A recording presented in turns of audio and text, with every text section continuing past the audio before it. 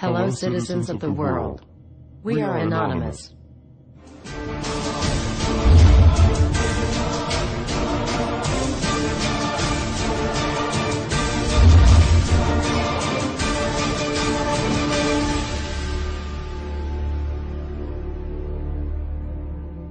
Dear brothers and sisters, now is the time to open your eyes.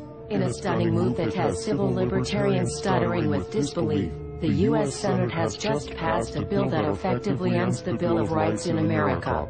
The National Defense Authorization Act is being called the most traitorous act ever witnessed in the Senate, and the language of the bill is cleverly designed to make you think it doesn't apply to Americans. But toward the end of the bill, it essentially says it can apply to Americans if we want it to. Bill summary and status.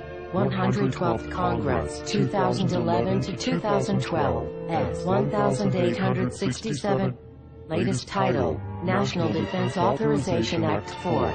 This bill, passed late last night in a 93-7 vote, declares the entire USA to be a battleground upon which U.S. military forces can operate with impunity, overriding posse comitatus and granting the military the unchecked power to arrest, detain, interrogate and even assassinate U.S. citizens with impunity. Even Wired magazine was outraged at this bill, reporting, Senate wants the military to lock you up without trial.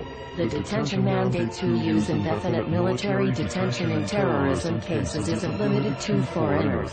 It's confusing, because two different sections of the bill seem to contradict each other. But in the judgment of the University of Texas Robert Chesney, a nonpartisan authority on military detention, U.S. citizens are included in the grant of detention authority. The passage of this law is nothing less than an outright declaration of war against the American people by the military-connected power league. If this is signed into law, it will shred the remaining tenets of the Bill of Rights and unleash upon America a total military dictatorship, complete with secret arrests, secret prisons, unlawful interrogations, indefinite detainment without ever being charged with a crime, the torture of Americans and even the legitimate assassination of U.S. citizens right here on American soil. If you have not yet woken up to the reality of the police state we've been warning you about, I hope you realize we are fast running out of time. Once this becomes law, you have no rights whatsoever in America, no due process, no First Amendment speech rights, no right to remain silent, nothing. The U.S. Senate does not want us to speak. I suspect even now orders are being shouted into telephones and men with guns will soon be on their way. Why? Because while the truncheon may be used in lieu of conversation, words will always retain their power. Words offer the means to meaning, and for those who will listen, the enunciation of truth. And the truth is, there is something terribly wrong with this country, isn't there? Cruelty and injustice, intolerance and oppression, and where once you had the freedom to object, to think and speak as you saw fit, you now have censors, insistence of surveillance, coercing your conformity and soliciting your submission. How did this happen? Who's to blame? Well, certainly there are those who are more responsible than others, and they will be held accountable. But again, truth be told, if you're looking for the guilty, you need only look into a mirror. I know why you did it. I know you were afraid. Who wouldn't be?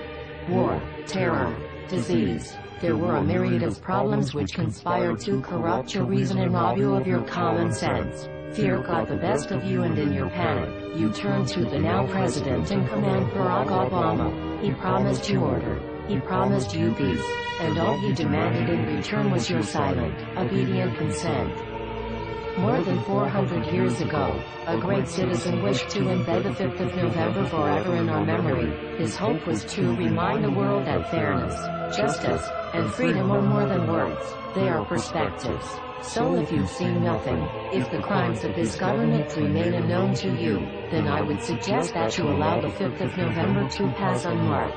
But if you see what I see, if you feel as I feel, and if you would seek as I seek, then I ask you to stand beside one another, 1 year from November 5th, 2011, outside the gates of every courthouse of every city, demanding our rights. Together we stand against the injustice of our own government. We are anonymous. We are legion. United as one. divided by 0. We do not forgive censorship. We do not forget oppression. U.S. Senate. Expect us.